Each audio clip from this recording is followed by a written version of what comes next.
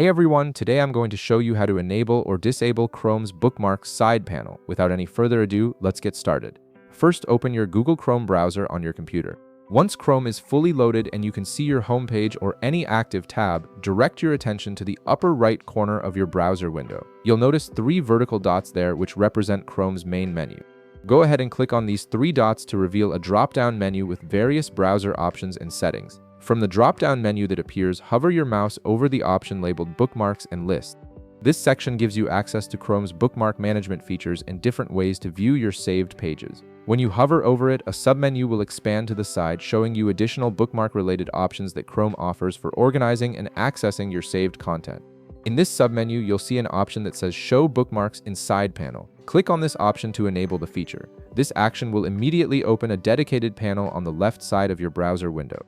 The side panel provides quick and convenient access to all your bookmarks without needing to open a separate tab or window. It's particularly useful if you frequently reference saved pages while browsing, as it keeps everything visible and accessible right alongside your active tabs.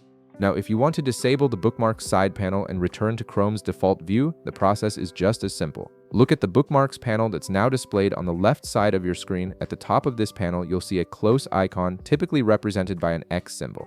Simply click on this close icon and the Bookmarks side panel will disappear from view, giving you back the full width of your browser window for your content. And that's it. You've successfully learned how to toggle Chrome's Bookmarks side panel on and off whenever you need it.